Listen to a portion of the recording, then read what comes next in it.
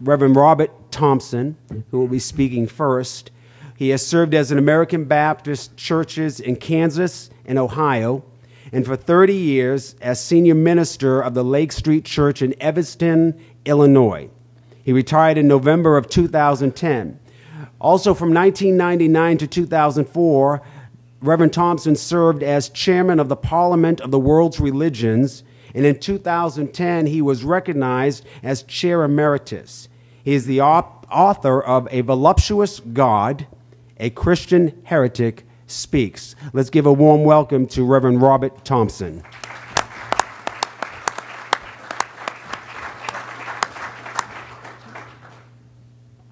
Thank you so much. It's delightful to be with you today and to pick up this wonderful energy from Dr. Schuler and all of you. And I want to talk for just a few moments on a theme that I think applies well to the concern here today, and that is it's time to change the conversation.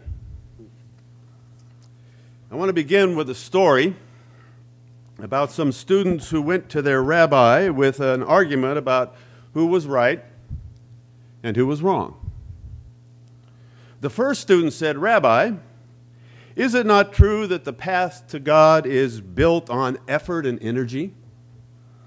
The second student strenuously disagreed and said, "It's not about effort." He said, "You can't find God unless you get rid of your ego."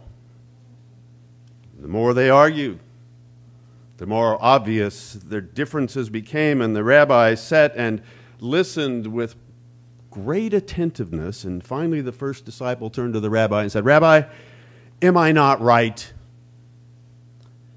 Is not the path to God built on effort and energy, upon keeping the law?" And the rabbi said, "Well, yes, of course, you're right." The second student became visibly shaken and launched into an eloquent argument about the path to God being built on surrender and letting go. And at the conclusion of his eloquent argument, this student looked into the eyes of the rabbi and said, "Is this not the true path to God?" And the rabbi said, "Oh, yes, of course, you are right." Well, a third student, who had been sitting there silently, suddenly jumped up and said, "But Rabbi, they can't both be right." And the rabbi said, "Oh, of course, you're also right." When the rabbi changed the conversation by saying that everybody is right, those three students looked at each other differently. Now, I love this story because it does remind us that when the conversation changes, the way we see each other also changes. If you want to change a community, begin by changing the conversation. What are the conversations in your family? What are the conversations in your faith community, in your ethnic culture, in your neighborhood? What are the conversations that are defining our national life these days? Communities consist of conversations. The kind of conversations we have, the words we choose, the language we use, become the building blocks that determine how it is we structure our lives together. Indeed, if communities consist of conversations, then the first step toward transforming a community is to change the conversation. Now, the civil rights movement was perhaps one of the biggest conversation changers in the history of America. When Rosa Parks refused to get up out of her seat on that bus, and when activists integrated lunch counters, and when freedom riders blazed new southern trails, all of those folks and others, in word and deed, changed the national conversation. Now, you're all here today, I believe, because you want to do just that. You're all here today because you believe we're all God's children, all of us. Every baby born into this world is a child of God. It's not about some of us, but about all of us. We're all God's children. I love a quote from William Sloane Coffin, who was the senior minister at the Riverside Church in New York many years ago, he said, we're all God's children. Christ died to keep us that way. Our sin is that we keep putting asunder what God has already joined together. Wow. Now, one time or another, you may have heard about the Trappist monk, Thomas Merton. Lived many years ago at the monastery in Gethsemane, Kentucky. One day, Merton ventured out of the monastery on some errands into the city, and as he's walking around the streets of Louisville, he is overcome by the sights, the sounds, the smells, the energy of life, and people hurrying about, everybody caught up, consumed in his or her little world in their own mind. You know, what I got to do, what's going on. But as Merton stopped on the street, he just stopped on the corner. And he said it was as if time stood still. Looking at the people one by one, he said, then it was as if I suddenly saw the secret beauty of their hearts, the depths of all their hearts where neither sin nor desire can touch, the core of their reality, the person that each one of us sees. If only they could see each other the way that God sees them, there'd be no more war, no more hatred, no more cruelty, no more greed. I suppose the big problem would be that we'd all fall down and worship each other. Now, Thomas Merton had an experience that awakened him to the true nature of our God-given unity. If we're to awaken America to our God-given unity, we must see and celebrate that we're all God's children, all of us. Regardless of ethnicity or religion or class or sexual orientation, regardless of immigration status or culture, we are all God's children. Well, amen.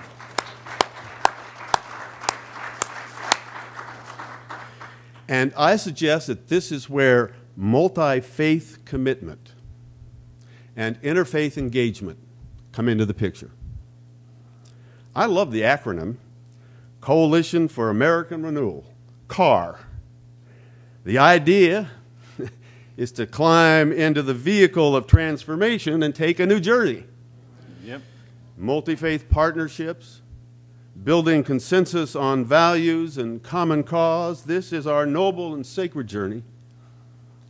Now, whenever people say to me that all religions are essentially the same, I say, no, they aren't. The 5 pillars of Islam are completely different from the 4 noble truths of Buddhism. The doctrine of the Trinity in Christianity is very different from the multiple manifestations of Brahman through the Hindu gods and goddesses. The Torah in Judaism is a completely different text than the Guru Granth Sahib of the Sikhs. All religions are not the same. But this I believe. Every religious and spiritual tradition originates from the same source. That's a different thing. I've come to believe that the best metaphor for our unity amidst our diversity is a prism of light.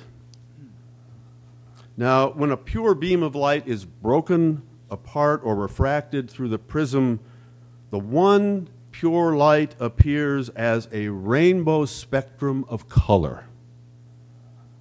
Beautiful colors, each one unique, each one distinctive, but they all radiate from the one pure beam of light. Multiple faiths, multiple colors, but if we look deeply into the color of each light, of each of the world's faiths, we are also able to see our deep unity beneath the multitude of differences. Every now and then, we can see that one light shining through all. And I suggest to you that nowhere is this deep unity of our religious traditions more evident than what is popularly known as the Golden Rule. In Christianity, it's love your neighbor as yourself. Whatsoever others want to do to you, do to others. Excuse me. Whatsoever you want others to do to you, do to others.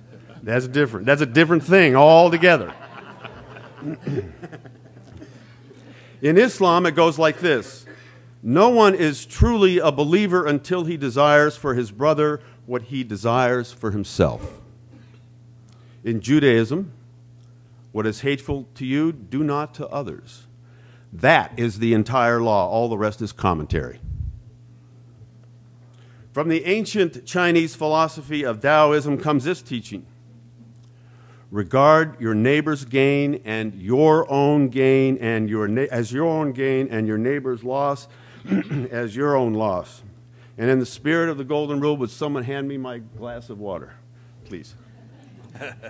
Thank you.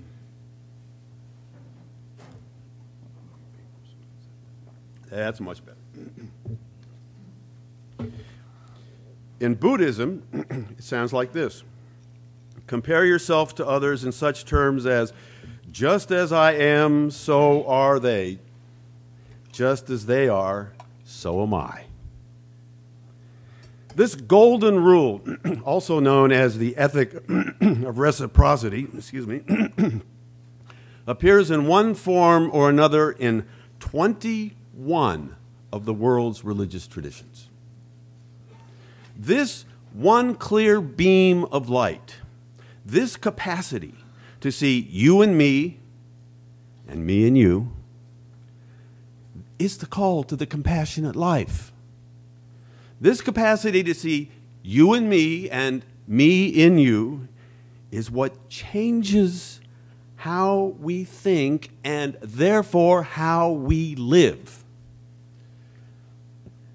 Mahatma Gandhi once said, "You must watch my life, how I live, eat, sit, talk, behave in general. The sum total of all those within me is my real religion." No matter what we think, no matter what we say we believe, how we live is our real religion. Amen. I want to tell you a story. It goes back a few years to the 1993 Parliament of the World's Religions. There were about 7,000 people who showed up for the Parliament. In one workshop, the presenter was a Sikh separatist. He argued vehemently against the Hindus, saying that Sikhs should have their own state in India. Eventually, he became strident and, not surprisingly, a Hindu fundamentalist who was in the room became quite angry. The atmosphere in the room was charged with this hostility. You could just feel it. It was palpable, and fear began to grow among all those who were in this workshop.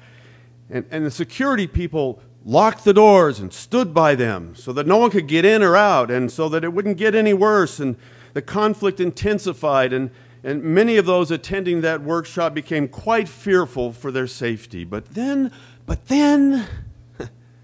a small group of American Indians began drumming. A handful of Buddhist monks began chanting. Others in the room began singing or reciting their own sacred scriptures, and spontaneously people joined hands in the room. They formed a circle around those who were in conflict. And from the seeds of that drumming, chanting action, the spirit in the whole room shifted and turned from anxiety and fear to hope and joy. Compassion is a conversation changer, because compassion changes the conversation from me to we. You know, the narcissistic rule is that it's all about me. The golden rule is that it's all about we. And now I suggest it's time for us to change the conversation from me to we. I mean, what if the Coalition for American Renewal talked up the golden rule? What if we all came together Christians, Jews, Muslims, Buddhists, Hindus, Sikhs, and what if we all spoke in the same voice and said, our life together is not about me, it's about we? There is an organization called the Arizona Interfaith Movement. The Arizona Interfaith Movement has taken on the Golden Rule as its unified message. In fact, they've developed, along with the state, official Arizona license plates that say, live the Golden Rule. People can buy these license plates, and thousands have. Arizonans say you can choose these license plates and put them on your, if you'll forgive me, cars.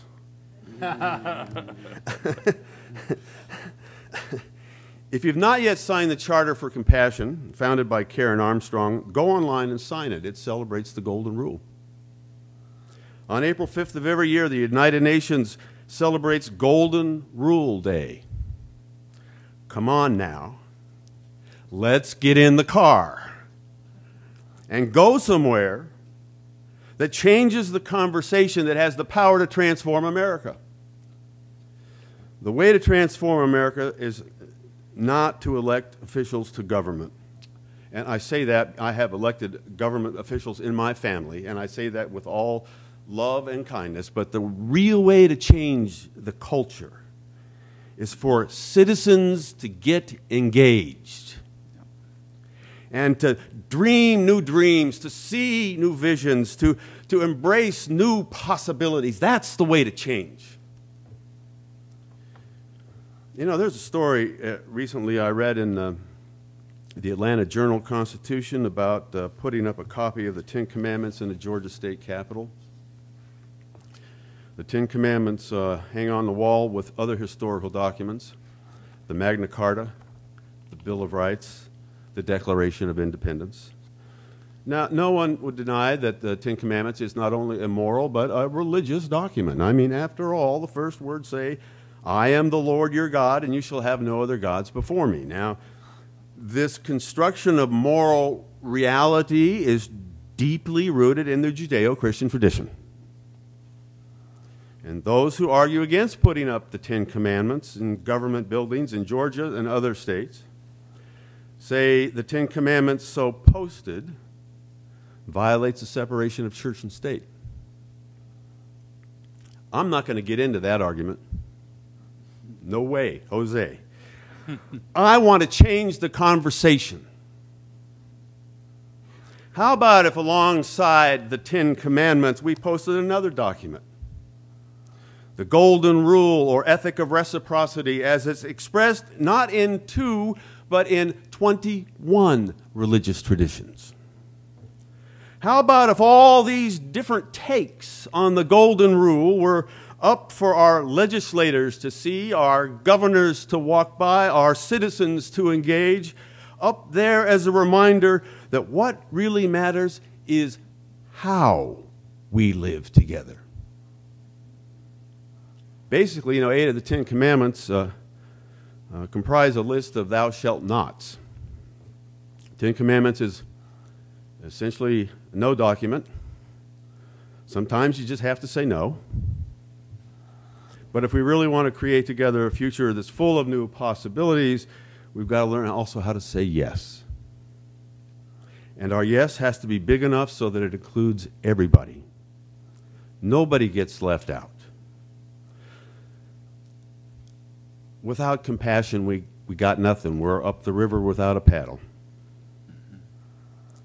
But fear not, because the greatest revolution is a simple change of heart. Thank you.